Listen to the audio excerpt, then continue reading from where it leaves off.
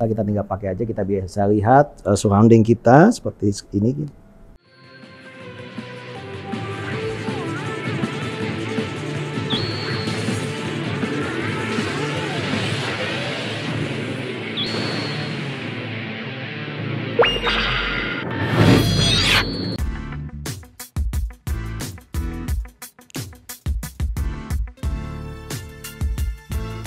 Hai guys, welcome to my channel. Bagi yang belum tahu, mungkin lihat beberapa podcast sebelumnya dengan artis, musisi, karena itu memang dunia saya. Dari dulu, kalau saya awalnya dari media musik sampai sekarang, itu berkenalan dengan banyak teman dari sisi musisi dan artis.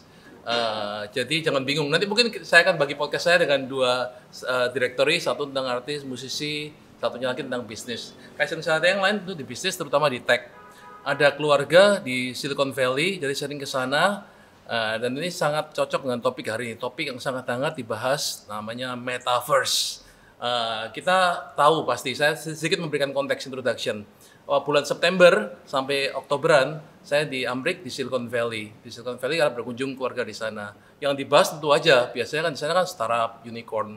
Tapi sudah berlewat karena sekarang yang heboh adalah crypto, NFT, Metaverse, ya kan. Kemudian dari pandemi ini memberikan efek katalis percepatan semua tren yang terjadi, cepat sekali berkembangnya, sehingga big tech ini makin sukses, sedangkan yang bisnis tradisional raksasa kayak retailer tradisional punah, bangkrut. Big tech-nya kita bisa sebut Amazon, Apple, Netflix Netflix menyusul, Google, ya, atau orang singkat Facebook juga, FANG, 5, Facebook, Apple, Amazon, Netflix, Google. Dipuja-puja, diidolakan di Silicon Valley. Kemudian tiba-tiba ada kuda hitam, Elon Musk menyalip dengan Teslanya, valuasi saham gila-gilaan, menjadi orang terkaya dunia melewati Jeff Bezos. Dan orang-orang bilioner lagi balapan ke space, dan Elon Musk dipuji-puji. Sedangkan satu lagi yang dari bilioner tech, bilioner malah sering dikritik dan dihujat. Tentu aja Mark Zuckerberg nggak menolong dari Cambridge Analytica scandal, dipanggil ke Kongres 2018. Ya, kemudian didenda 5 billion US dollar atau 70 triliun kalau dengan kurs 14.000 tahun 2019. Tapi kecil karena itu cuma 1 bulan revenue-nya Facebook. Jadi skandal demi skandal, kemudian terakhir 3 Oktober bulan lalu, Frances Haugen, whistleblower dari Facebook, expose lagi datanya. Sehingga nggak enak, Facebook dikritik terus, Mark Zuckerberg dikritik terus.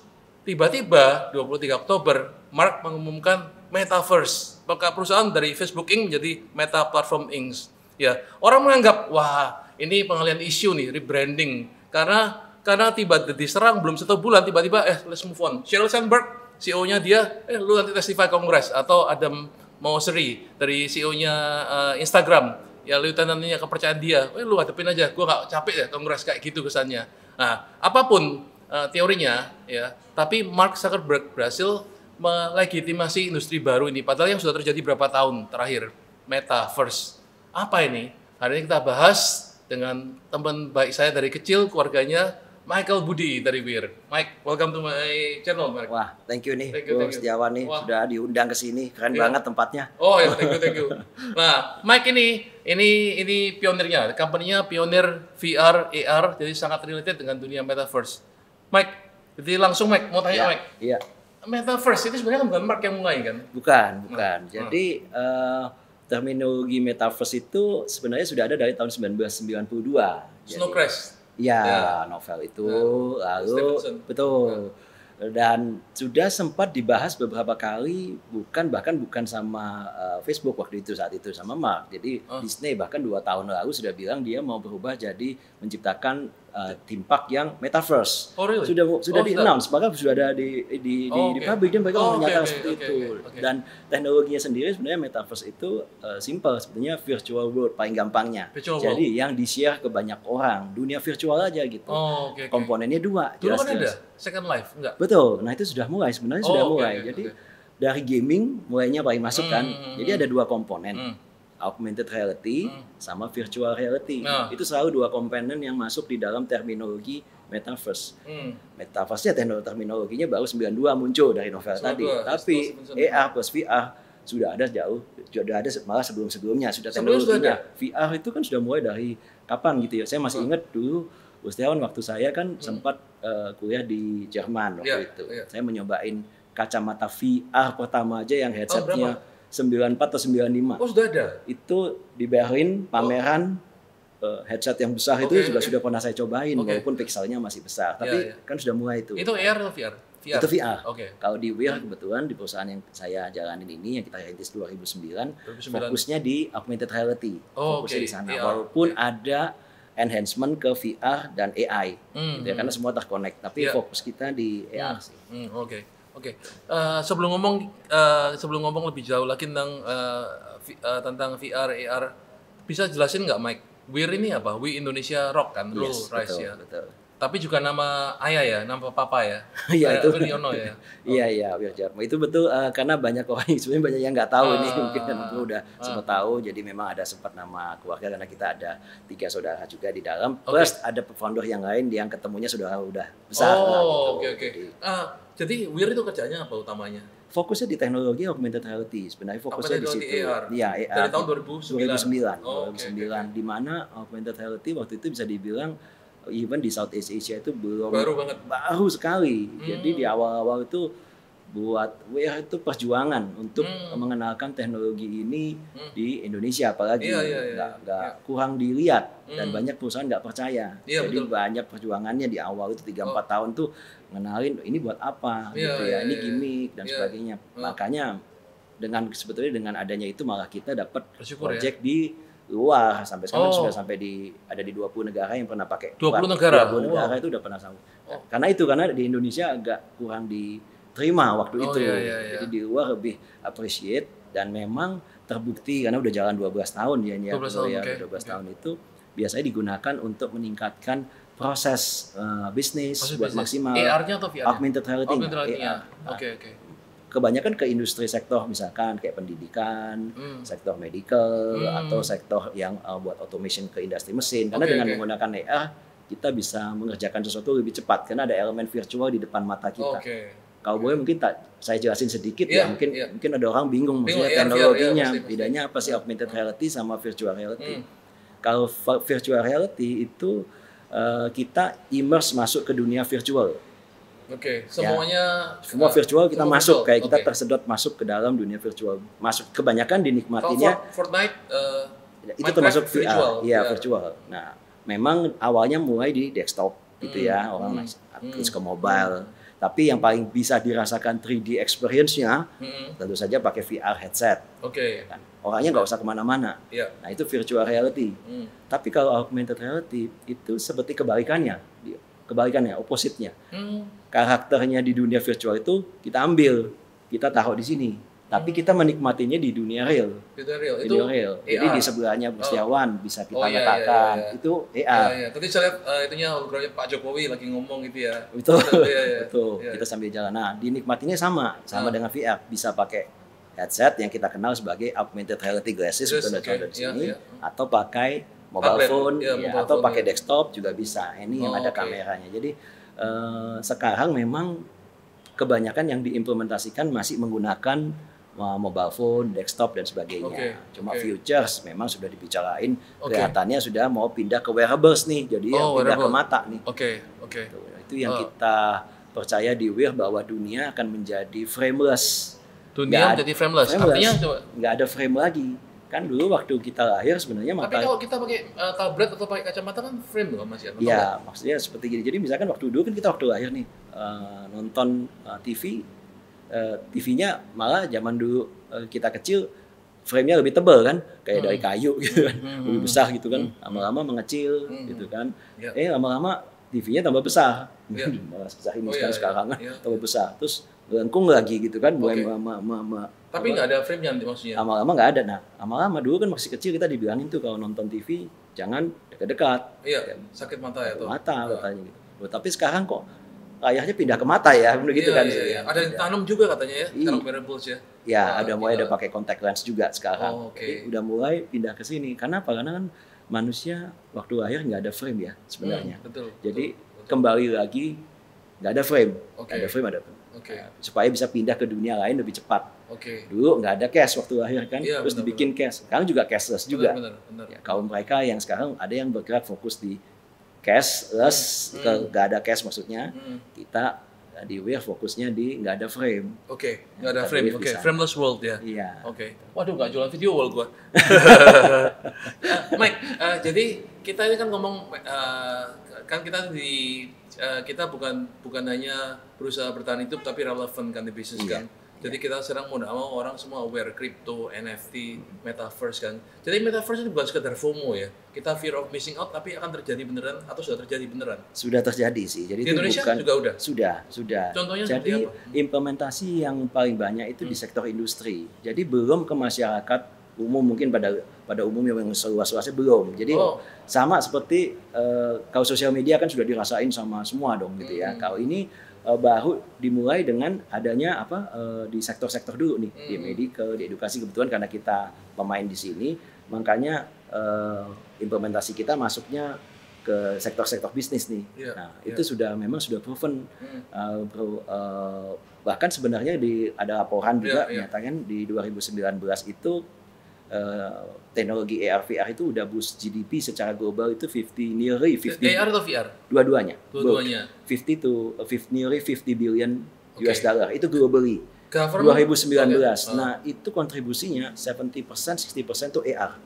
Bukan VR, kebalik sekarang AR. Dulu 2015, 2016 VR masih lebih tinggi kontribusinya. Sekarang AR. Nah, diprediksi 2025 itu naik 10 kali lipat. Jadi hampir nearly 500 billion US dollar. Nah, 2030 diprediksi 1,5 triliun. Terlepas dari Facebook mengumumkan metaverse atau? Iya, itu sebelumnya. Wah, tambah salah lebih gila-gilaan lagi. Jadi sebelumnya yang announce itu bukan Facebook duluan. Bahkan Microsoft sudah fokus di augmented reality duluan dengan HoloLens-nya. Itu aja 2016. Kalau kita familiar dengan kita anak-anak muda kan familiarnya dengan Snapchat filter kan ya. Ditiru di story-nya di Instagram kan. Iya, betul. Nah, itu sebetulnya menunjukkan sudah ada kaki yang mulai masuk tuh. Iya, benar. Di daily life lah. Betul. Di beyond gaming ya. Iya, baru buat gimmick mungkin ya, lucu, fun feature gitu ya. Tapi kalau di industri beneran, bukan benar, maksudnya industri yang lebih fokus, misalkan militer, kacamata ini udah digunakan. Untuk apa? Simulasi training. Oh iya, karena bahaya ya, real ya. Medical sudah digunakan untuk membantu operasi. Edukasi untuk belajar anak-anak atau guru sudah. Kalau medical gue bayangin apa? Ada assistant gitu ya, assisted gitu ya? Iya. Poin di mana gitu ya? Oke. Langsung ketahuan kan, mereka bisa langsung kasih informasinya kan. Ini daerah mana. Dan hardware-nya pun berkembang ya. Microsoft pakai HoloLens ya. Ada Epson juga, ada apa lagi? Si Facebook juga punyanya koordinasi dengan Ray-Ban ya? Betul, itu akan di launching segera. Jadi Facebook itu dulu fokusnya banyak di VR dengan Oculus-nya. Nah, lalu baru-baru ini yang sejak mereka berubah, baru mereka mau announce kan akan masuk ke augmented reality itu. Padahal dulu fokusnya banyak kan VR tuh.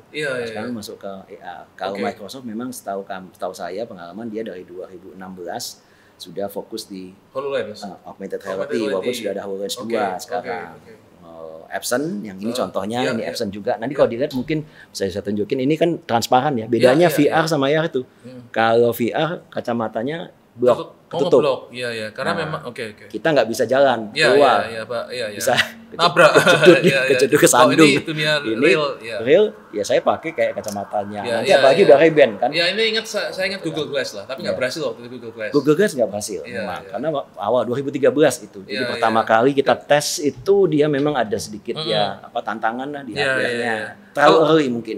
Kalau Facebook dan Ray-Ban malah lebih lucu karena kita lihat kayak Bose kan, ada speakernya juga kan. Kalau yang ini lebih stylish kan. Kendalanya aku bilang kendalanya kacamata hardware gini ya, gue lihat ini terlalu bulky ya, kadang-kadang terlalu nerd ya. Google waktu awalnya nerd banget gitu kan. Iya. Mike, kayaknya mesti demo dah Mike. Lu jelasin gimana aplikasinya. Ini kan building nih. Aplikasinya lu demo kan kayak menarik dah. Nanti akan kita demokan ya. Iya, kita demoin ya. Ya, saya akan demokan sekarang. Kalau bisa dilihat sebentar sekilas, di sini ada yang kacamata, ada yang pakai mobile phone. Jadi saya pakai mobile dulu, nanti saya akan kasih lihat juga dengan kacamata. Nah, di sini dilihat ada maket gitu ya untuk mensimulasikan gedung-gedung real, bangunan asli yang di luar. Jadi kita sebetulnya bisa bawa tablet kita keluar di jalan di Jakarta, lalu kita bawa tablet ini tinggal tunjukkan saja gitu ya. Jadi yang pertama mungkin di sisi sebelah sini kita tinggal arahkan aja. Ya, seperti dilihat di sini, kita bisa menampilkan berbagai macam virtual object. Di sini ada helikopter yang tentunya 3D dan real time, bisa dilihat langsung gitu ya dengan mobile phone kita mengelilingi sebuah gedung gitu ya. Lalu kita lihat ke samping, misalkan ada digital board di sini. Jadi bisa dibayangkan kalau di billboard di luar, di jalan-jalan, kita bisa munculkan kontennya juga. Lalu ada yang di sebelah sini juga kita bisa lihat. Ya, jadi demikianlah ini fungsi yang menggunakan mobile phone. Nah, sekarang kita akan lihat penggunaan dengan kacamata augmented reality yang sekarang saya akan pakai. Kalau dilihat di sini kacamatanya transparan ya, jadi kita bisa see through dan nanti audiens bisa lihat langsung karena akan diprojekkan langsung ke layar. Jadi kita simulasikan penggunaan ini kalau kita bawa ke luar ya, ke kota di luar Jakarta, kita tinggal pakai aja, kita bisa lihat surrounding kita seperti ini.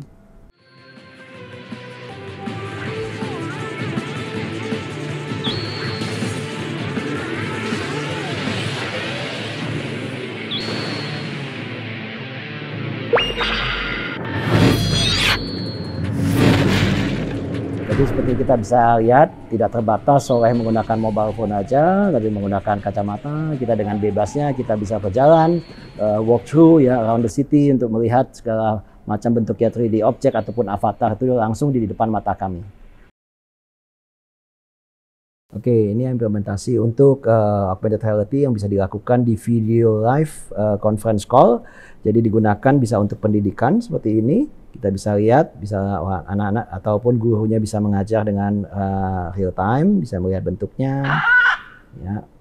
Dan juga mungkin bisa lihat berbagai macam animal di sini, gitu. Dan bisa dibayangkan untuk storytelling, gitu ya. Anak-anak akan pastinya jauh lebih kreatif karena mereka bisa bercerita dengan menggunakan si karakter-karakter ini, gitu ya. Ataupun bisa dilakukan untuk juga perusahaan untuk menjual produk-produk mereka seperti yang dilakukan oleh Honda gitu ya. Jadi mereka bisa menjelaskan dengan lebih baik bentuk 3D daripada motornya. Gitu. Kira-kira seperti itu bentuknya. Ya. Oke Mike, jadi begitu Mike ya. Menarik Mike. Ini tadi kita lihat ada helikopter, itu Astro Boy. Ya. Ini selain ini ya aplikasi seperti ini. Kalau apalagi ya aplikasi yang bisa lihat ya untuk AR VR ini. Iya, yang bisa, kita AR ya, kita ngomong AR ini. Kita AR ya. Jadi yang bisa tadi kan kita udah lihat tuh, kita simulasi kalau kita jalan di luar di Jakarta, di kota manapun bisa kita pakai kacamata ini transparan, kita bisa langsung lihat muncul. Nah, yang bisa dilakukan lagi yaitu kita bisa memunculkan avatar seseorang. Memunculkan avatar seseorang. Dia muncul. Tadi sempat lihat juga sebenarnya yang sebelumnya. Dan avatar itu bisa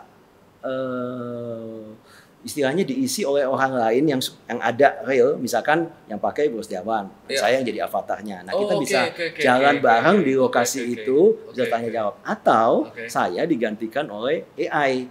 Jadi avatarnya saya saja di sana bisa muncul, atau Bro Setiawan bisa mau misalkan punya personal assistant gitu ya, datang dia akan jalan dan dia bisa menjawab kembali karena semuanya terkonek. Berarti dengan teknologi NFT jadi kita bisa mulai ada ownership juga ya karena semua virtual pet, virtual assistant. Iya, itu betul sekali, betul sekali. Ini jadi ingat cerita baru-baru ini yang lagi rame, Decentraland. Iya. Jadi untuk real estate developer nih harus kontak BIR untuk metaverse ini. Jadi kita ini kan orang-orang kalau kita berusaha atau kita sumber tertentu harus punya real estate ya di pandemi pun orang butuh rumah kan. Tapi Decentraland ini jual virtualan yang terbatas. Iya. Kayak Bitcoin dibatasi 21 juta, ini virtual juga dibatasi, decentralized juga. Gilanya, aku baru tahu di Genesis Block terjual jutaan US dollar, tanah virtual, kan edan kan. Lalu ada lagi kasino. Kasino orang bisa kita masuk sebagai avatar, pelayannya itu sebagai avatar juga, orang real yang kerja sebagai avatar. Jadi orang real bekerja di dunia virtual dan dibayar kan, edan kan itu. Betul. Itu kan tadi omongan tentang avatar itu ya. Benar ya itu terjadi ya. Betul. Lalu kita juga dengan NFT kita punya ownership terhadap slot machine-nya. Iya. Edan. Nah itu apakah akan terjadi di Indonesia seperti itu nanti? Saya sih percaya iya. Dalam waktu berapa tahun kira-kira? sulit diprediksi gitu ya untuk percepatannya. Tapi yang saya lihat sih pastinya early adapters dulu, adapter yang dari dulu lah. Dulu kan juga gini, kita bilang adapters kan tergantung gitu ya. Kalau kita lihat dulu juga sosial media waktu pertama kali banyak yang bilang, oh enggak lah kau yang udah ada usia, ibu-ibu, bapak-bapak itu mau belakangan. Tapi kenyataannya sekarang mungkin yang lebih aktif ya dua-duanya ya, yang muda sama yang ini. Jadi biasanya mulai dari yang cepat duluan, habis itu yang lain pasti ikut gitu. Berarti Gen Z gamers itu masuk duluan ya? Betul. Kayak kacamata ini juga banyak pertanyaan sih bro. Maksudnya ini kapan? Waduh, susah pakai di mata dan sebagainya. Tapi kalau kita lihat sekarang saja anak-anak muda yang main masuknya ke dunia gaming dulu kan mereka pada semua mintanya beli kacamata AR atau kacamata VR sekarang. Betul. Buat mereka itu sesuatu yang membantu mereka lebih cepat gitu ya untuk melakukan segala sesuatu gitu. Ya pasti yang saya percaya akan sama serupa tuh polanya bahwa semua orang akhirnya embrace juga ke teknologi ini sih. Termasuk di Indonesia pasti. Termasuk di Indonesia. Kalau gini, kalau oke, untuk viewers di sini di channel gua nih pasti bertanya-tanya, metaverse itu jauh atau terjadi di Amerika doang atau Gen Z atau milenial doang. Kalau Mike, lu kan praktisi Mike. Iya. Aplikasinya ke orang bisnis apa aja sih? Iya banyak sih. Tadi kan kita sudah lihat sebagian, betul. Banyak sih. Jadi industrinya tuh yang tadi seperti saya bilang banyak sekali. Ya. Bahkan dipakai buat media advertisement, buat consumer packaging yang pernah kita kerjakan. Consumer packaging gimana? Kita masuk supermarket kayak Bir pernah betul, buat itu ya? Betul. Kita pernah kerjakan untuk suatu kemasan susu juga di Vietnam. Kebetulan Bir kan sudah memang platform dipakai di 20 negara. Jadi ada yang di Vietnam itu contoh misalnya consumer ya. Lalu di edukasi dari 2013 sampai sekarang itu kita juga menghidupkan semua buku-buku pendidikan di sana di Spain. Buku pendidikan diapain? Jadi buku pendidikan kita buka, kita tinggal menggunakan mobile phone kita gitu ya. Lalu yang kita pelajarin itu langsung muncul dalam bentuk 3 dimensi gitu ya. Nah itu sudah mulai banyak sih seperti itu. Untuk lebih imersif atau gimana? Iya betul. Karena untuk anak belajar misalkan jantung kan dia bisa lihat secara bentuknya lebih clear gitu ya kan. Itu jadi langsung lebih maksimal dalam pembelajaran. Itu udah kita lakukan dari 2013 dan itu membantu terbukti itu kita sudah dapat reportnya itu bisa membantu waktu aja kita pernah ada case saja naik 6 kali lipat penjualan edukasi karena dibuatin karena itu iya. Tapi nggak harus pakai kacamata kan, pakai handphone berarti. Betul. Waktu itu 2013 masih pakai handphone. 2013. Kita udah lama sih itu. Jadi berbagai macam sektor sih kalau usah dibilang. Misalkan otomotif atau mau otomotif gimana jadinya? Buat mau kalau montirnya mau reparasi untuk melatih yang baru tinggal pakai aja kacamatanya atau pakai mobile phone dia bisa tunjukin mesin ini sekarang kamu A langkahnya lalu dia kasih lihat ke sana yang B yang nyala lalu C. Jadi, sama seperti waktu di medical juga berarti ya mirip ya. Militer juga simulasi itu ya. Kalau militer apa? VR atau AR? AR. Karena dia langsung di lapangan. Ada yang VR, tapi itu biasanya hanya di ruangan. Nah itu bedanya. Kalau VR itu kita nggak bisa bergerak. Iya sih, nabrak ya. Kalau saya melihat AR sama VR itu akan bergabung. Bentuknya seperti apa? Jadi kacamatanya tetap AR, nanti itu akan ngeblend. Kan kacamata AR bisa nanti ke depan bayangan saya tetap aja bisa jadi VR kan tinggal ditutup sama kan Bro juga punya teknologinya yang dari layar akan seperti itu jadi dia kalau duduk dia bisa explore dunianya dia buka transparan lagi dia jalan. Akankah jadi ini wearables di mata? Karena bagian mulai insert kan implant kan jadi gitu nggak? Iya ada kemungkinan ke sana. 2017 saja saya waktu di tim saya waktu berangkat karena kita kan di show teknologi itu mewakili Indonesia juga di Austin. Texas itu juga sudah ada, iya betul. Itu juga sudah ada yang mendemokan contact lens pakai augmented reality di sana. Walaupun belum lolos istilahnya untuk tes kesehatannya ya. Tapi sudah mulai itu. 2017 itu sampai sekarang. Jadi possibly ke sana. Jadi kalau balik lagi ke cerita lu ya kan biar fokus di AR, I get it, itu kan lebih applicable kan nggak nabrak-nabrak kita bisa lihat virtual object di dunia real world kan. Tapi Bir juga bergerak di VR nggak? Ada VR-nya juga? Komplementarinya ada. Jadi ada yang penggabungan. Seperti tadi misalkan properti kontak kita pernah kerjain dulu di Kuala Lumpur, kita hidupkan semua dengan AR gitu ya. Tapi begitu dia mau masuk ke dalamnya, kita bisa switch ke VR. Jadi enhancement kita itu dengan VR dan artificial intelligence juga. Pakai AI juga. Nice. Bagi yang belum tahu nih, Bro Bro Michael, juga dengan Daniel Surya, my good friend. Ini juga kemarin diliput di Facebook Georgia nih sebagai apa? Tech company to watch in Metaverse ya. Metaverse, iya. 2022. Congrats Mike. Oh, thank you. Iya. Loh, jadi kita balik lagi dah ke Metaverse ini dah. Jadi siapa bakal pemenangnya nih, Bro? Kan kalau lu kan cuma lu provide tools-nya, jadi siapa aja mau bangun Metaverse, betul. Contact Wir misalnya kan. Betul. Lah, di Amerika kan ada macam-macam nih company. Kira-kira yang siapa yang menang nih? Memang sulit diprediksi, banyak teori lah yang bilang yang A lebih unggul, yang B ini. Untuk itu sih mungkin saya bukan mungkin orang yang mungkin akan agak sulit buat saya menjawabnya karena perjalanan tergantung dari inovasi juga ya. Kita bisa lihat kan selama ini tiba-tiba aja. Apple bisa nyelip juga bisa ya. Iya, dan bahkan terakhir ada news juga mengatakan Apple tidak lagi berfokus sebagai perusahaan iPhone jualan iPhone, tapi mau jadi AR company. Really? That's baru di announce kemarin. Yes, atau penjualan iPhone-nya kan bagus banget. Iya, mungkin maksudnya mereka adalah fokus mereka untuk berubah menjadi interaksinya yang akan. Sebenarnya Metaverse ini kan gini, banyak yang bilang the future interaction dari internet. Jadi internet dulu ada, sekarang interaksinya dirubah interaksinya. Karena dulu kalau internet kita enjoy-nya kan ya dari screen ya kita klik, kita explore, kita ini. Nah sekarang experience interaksinya jadi 3 dimensi. Jadi sebenarnya itu shifting aja, shifting karena 3 dimensi manusia pasti lebih merasakan lebih real kan, masuk di immersive semuanya. Semua kan diciptakan semua buat immersive experience. Bahkan yang si Meta yang di Facebook juga kemarin kebetulan saya juga baru dengar dari pihaknya mereka menyatakan bahwa nanti akan munculin yang hand gloves-nya dia. Buat apa? Gitu. Bisa rasain touch. Tactile berarti. Iya, bisa merasakan touch lagi jadinya. Waduh, berarti ini kan dunia underground nih. 18++, 21++ nih. Ya makanya saya juga selalu ditanya gitu dari Weir itu gimana gitu ya. Terus kita juga bilang, makanya saya bilang Metaverse itu kayak blank canvas aja. Gitu ya, teknologi kita siapin, tapi tergantung kayak internet dulu pertama masuk. Bisa kasih good content, bisa kasih negatif content. Sebelum kita expose ke bahayanya, kita ngomong Metaverse lagi kan. Yang Facebook video Mark Zuckerberg demo itu kan sebenarnya jauh dari reality kan. Dia main anggar, itu kan jauh sekali, masih kasar kan. Jadi kita masih very early stage kan. Enggak itu. Kita sudah kerjakan itu buat industri tadi yang saya sebut. Sudah dikerjakan malah? Iya, yang dari militer, yang dari medical, itu sudah dikerjakan. Cuma belum di masyarakat banyak, tapi di industri sudah dipakai. Tadi itu sudah terbukti meningkatkan business performance. Decision making lebih cepat. Itu sudah 4-5 tahun lalu. 4-5 tahun sudah ya. Tapi Mark nggak sadar. Banyak. Tapi karena Mark yang mengumumkan, jadi karena Mark ingin membawa ini untuk ke masyarakat luas dengan social gatheringnya.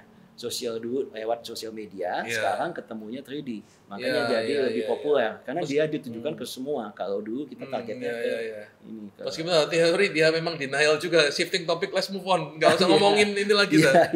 Gue nggak mau dituduh lagi sama Kongres, capek dah, udah move on dah. Karena dia yang bicara, padahal sebetulnya ada perusahaan-perusahaan besar seperti Disney, Microsoft, mungkin karena punya dia lebih lagi trending ya, dia lebih keangkat. Padahal sih Metaverse udah 3 tahun lalu udah banyak yang bicara. Jadi kalau untuk orang-orang anak muda Indonesia nih, ini kita artikannya Metaverse ini berarti career opportunity-nya di mana Metaverse? Metaverse ini kalau saya ngeliat perusahaan-perusahaan khususnya kalau di Indonesia itu perlu adaptasi semuanya. Ya karena kalau nggak mengadop juga bisa ketinggalan. Ya tergantung kembali kan, ada yang believe, mungkin ada yang enggak gitu ya. Tapi jangan lupa generasi ini kan terus ganti kan, yang biasanya adaptasi ke generasi lanjut, tapi yang nanti orang yang pasti ikut juga. Nah, perusahaan-perusahaan ini mesti siap aja gitu, karena interaksinya, imersifnya itu akan beda gitu ya. Semuanya serba yang lebih 3D immersion yang dicari ke depannya. Lihat film juga maunya begitu kan. Kalau bisa semua akan ingin menjadi aktornya, karena setiap orang itu jadi personalisasi. Setiap orang bisa punya dunianya sendiri. Jadi kalau kita lihat bioskop sekarang ya dengan 3D glasses kan masih jelek tuh, dikit-dikit efek itu. Nanti akan jauh lebih imersif ya. Iya, nanti itu kalau menggunakan Metaverse, ya kita bisa hidup di filmnya. Sambil jalan, berangkat nih, jalan ke kantor kemana. Dia ketemulah sama itu filmnya di situ. Jadi Anda menjadi bagian daripada film aktor. Bukan nonton, bukan audience. Gitu. Waduh. Ready Player Go ini film-film future happening sekarang cepat sekali ya. Ngomong Metaverse lagi kan, ada Facebook bikin, ada yang lain-lain bikin juga. Nanti ini akan bergabung nggak sih, Mike? So far sih saya lihat masing-masing pasti punya dunianya ya, bikin ya. Iya pasti. Bergabung. Apakah possible suatu saat bergabung? Ya mungkin juga. Cuma saat apakah ini saya ada standar platform? Karena kan kayak internet kan, nggak ada yang punya juga. Iya. Sekarang ini sih saya merasa kalau untuk metaverse yang dari ke depan mungkin in the next 5 years sih belum. Next 5 years belum. Belum. Jadi ya seperti sekarang kan mereka membuat batasannya sendiri. Iya. Ada Facebook sendiri. Ada belum ada open platform yang menyatukan, belum ada ya. Iya. Semuanya kan dibagi masing-masing kan. Belum sih. Cuma who knows gitu ya ke depan terconnect, tapi di platform itu bisa dari Facebook Meta pindah ke TikTok atau dari TikTok kemana mungkin juga. Iya karena ya semua ada TikTok, ada Instagram, beda-beda platform ya. Oke. Tapi ini Mike, yang ngeri ya buat viewer juga nih, karena gue sendiri juga baru belajar dan waduh fascinated gitu. Kan kayak Fortnite aja ya, tahun 2019 jualan 1,8 miliar US dollar ya. Digital goods ya, atau 25 triliun cuma dijual digital goods di tahun 2019 ya, in-game purchases ya. Berarti ini kan jadi real ini jadinya kan. Tadi di Central Line jual kita beli virtual land bisa jutaan US dollar ya. Kan gila ya. Berarti efeknya blockchain, decentral blockchain dan juga crypto ini, efeknya apa ke metaverse ini? Oke. Sekali lagi metaverse-nya ini kan sebenarnya hanya dunianya nih. Jadi blockchain akan masuk gitu ya di metaverse. Produk-produknya bisa salah satunya tuh NFT. Dengan kriptonya tentu saja itu menjadi salah satu elemen di dalam. Tapi kembali fungsi dari masing-masing bisa baik bisa enggak. Jadi kita juga harus hati-hati gitu ya kan. NFT ini memang lagi booming. Namun juga banyak berita yang kalau dilihat yang kurang baik. Berarti ngomong dampak negatifnya metaverse NFT gimana? Bentuk dampak negatifnya seperti apa? Ya, kalau yang terjadi sekarang kan ada yang mulai jadinya scam ya scamming gitu. Seperti apa scamnya? Jadi ya penjualnya habis itu sudah nggak tahu kemana, habis itu gitu. sudah beli, sudah nggak bisa dijual lagi. Jadi mesti hati-hati dilihat kredibilnya bagaimana perusahaan yang menawarkan. Harus hati-hati sih, karena ini lagi booming tiba-tiba kan semua orang mau bikin NFT gitu ya. Tiba-tiba udah ratusan ribu sekarang mungkin NFT yang ada gitu ya, bahkan lebih. Nah ada yang memang baik gitu ya, trusted, secured, ada juga yang ya tujuan yang beda. Wir akan ke sana nggak? Kita lebih fokusnya di metaverse untuk membangun dunianya untuk membuka orang lain bisa bergabung gitu ya. Walaupun bisa dibilang apakah akan ada ke sana? Ya ada. Kita juga ada plan untuk membangun dengan sekarang lagi persiapan baik-baik supaya yang penting kan bisa trusted dan bisa secure buat masyarakat. Dampak negatifnya tadi bro lu ngomong ada dampak negatif metaverse juga seperti apa? Ada sih. Bullying gitu happening? Betul. Jadi memang semakin dia imersif, semakin bentuknya 3D, semakin real, potensi threat-nya juga ada. Jadi bisa aja di virtual avatarnya nodong pisau ke lu bisa ya? Iya bisa cyberbullying, itu bisa jauh lebih berasa efeknya. Karena imersif banget ya. Betul. Jadi kayak orang mau nusuk kita takut bener ya? Betul. Oke.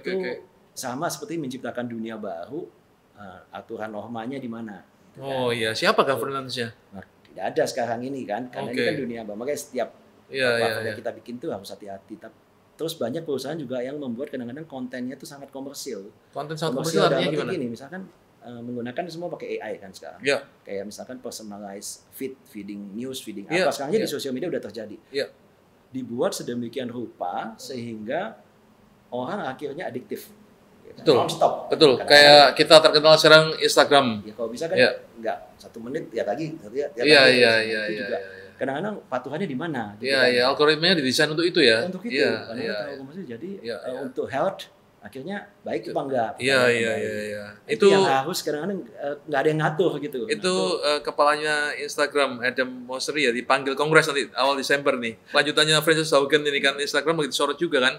Karena kayak untuk teens yang terutama yang punya anak cewek yang masih kecil kan jadinya kan compare dengan model di Instagram terus, di fitting itu terus sehingga wah what's wrong with me, gak ada apa-apa tapi tiba-tiba wrong kan. Iya. Bayangkan kalau ini semua jadi avatar 3D kan lebih gila lagi. Iya. Tapi untuk positif juga jauh lebih banyak untuk bisnis portfolio. Jadi semua selalu plus minus. Good content sama yang nggak baik juga ada. Lah government bisa nggak kontribusi di sini government atau nggak bisa? Karena decentralized government suatu hari teorinya kan decentralized finance, lalu decentralized government. Lah ini bisa nggak terjadi? Saya belum bisa jawab ini untuk itu ya, karena yang sebelum-sebelumnya aja ini juga sudah masih lag ya daripada involvement dari government. Kita belum ngomong yang metaverse nih yang sekarang. Oh iya, ketinggalan sudah, ya. Wow. Ya sudah. Memang kita sendiri sih. Jadi biar harus ada yang ikut ke government dong untuk supervisi ini mestinya. Iya, kita sekarang cukup baik ya, maksudnya kita banyak disupport dan kita dibimbing juga sama Kominfo, KPM juga, dan untuk norma-norma itu kita lagi banyak bicarain dan diskusikan. Sebenarnya pemerintah Indonesia sih sangat menaruh perhatian sekali tentang hal ini kan, sangat sih sebenarnya. Tapi ketinggalan tuh ekonomi kreatif ketinggalan, belum touching ini sama sekali, masih promosi tempat wisata ya oke, tapi kan ada something else yang harus dibangun. Mereka sih yang saya sama ini lihat sih sangat menaruh perhatian ya, dan memang sudah ada rencana ke depan. Dari rencana kalau bisa kan para pemain ini akan menjadi support juga ke sana. Bagaimanapun juga itu kan Indonesia kan untuk membangun manusia Indonesia sepenuhnya seutuhnya ini kan perlu memperhatikan nilai-nilainya kita ya. Iya benar. Tapi kalau kita nggak ikut, nggak mulai dari sekarang juga ketinggalan kan, betul, pasti kan. Betul, sangat. Jadi bisnis government harus ikut juga kan. Harus. Oh oke. Jadi kalau balik lagi nih, kalau apa namanya yang paling real dalam waktu dekat ini supaya nggak ketinggalan tuh apa sih? Bisnis itu harus ikut seperti apa, Mike? Ini kan channel tentang bisnis kan? Iya, gimana? Betul. Kalau saya ngelihat untuk para bisnis yang sekarang ada, terutama sih kalau dalam tahun ini ya, kita sendiri tuh merasakan gitu. Tiba-tiba banyak sekali sekarang yang memang sejak pandemik gitu ya, concern terhadap perubahan ini. Ya, dan mereka lagi semuanya banyak yang mempersiapkan, memang juga banyak yang belum. Jadi bisnis mulai masuk sangat juga? Sangat. Sudah mulai banyak. Mereka melihat bahwa interaksi yang dibutuhkan customer mereka itu perlu ditingkatkan, karena mereka akan ketinggalan. Iya. Segala sesuatu sangat berubah ke imersif. Gua lihat kan percepatan teknologi selama 2 tahun ini, kita nggak terasa kita ini 2 tahun hampiran pandemi ya, gila kan. Tapi percepatan teknologi kan sangat cepat kan. Orang dengan banyak work from home atau video conferencing kan, Vicon kan. Lalu di Microsoft kan Teams kan juga ada virtualnya ya, meetingnya juga ya. Gua nggak gitu pakai sih. Tapi jadi ini Mike, maksudnya kita terbiasa dengan Zoom, Teams ya, meeting ya. Ini apa nggak cukup, Mike? Masih harus ke AR juga, masih harus. Kita sendiri sebenarnya sudah ada produknya. Oh, udah dari Weir. Iya, dari seperti apa? AR di dalam video conference, dan jalan di Zoom, di Microsoft Teams, di dalam Google Meet, kita jalan semua. Jadi waktu jelasin kita, gimana? Jadi waktu kita di Zoom itu kita masuk, gitu ya, apapun video conference, kita bisa memunculkan augmented reality di sana dengan live real time. Nah itu sudah dipakai di edukasi saat ini. Di edukasi udah dipakai. Mungkin nanti saya juga bisa kasih lihat demoin ya. Nanti saya kasih lihat juga bentuknya seperti apa nih kalau sekarang ngajar anak-anak atau anak-anaknya disuruh bercerita. Kebetulan yang menggunakan ini adalah edukasi online platform untuk bahasa. Oke. Mike, jadi gini Mike, visinya sekarang Weir. Jadi visinya apa nih di Indonesia nih atau di dunia lah Weir? Iya, Weir kita sih dengan fokusnya masih sama ya. Kita mau bangun dunia metaverse ini kan buat semua orang gitu ya. Tentu saja ada hal-hal yang kita mau perhatiin, yang kita mau beda dengan yang lain. Mungkin kita lebih fokus membangun yang namanya humanized technology. Humanized technology. Karena by the end semua kan kembali ke humannya.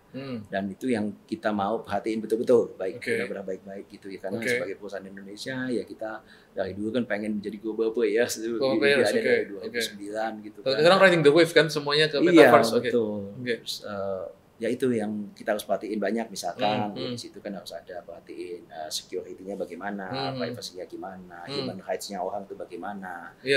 Di dunia yang kita bangun harus ada sistemnya. Jadi nggak cuma profit doang tapi ada balance-nya ya. Harus ada, ya. Oke. Baik. Oke guys, gua rasa cukup hari ini kita sudah belajar dari pakarnya Michael Budi. Gua akan undang teman-teman di bidang yang lagi hot saat ini. Kalau lu suka, klik like and subscribe. Kita akan bicara NFT, crypto, dan hari ini kita sudah bicara tentang metaverse. Thank you Mike. Wah, thank you.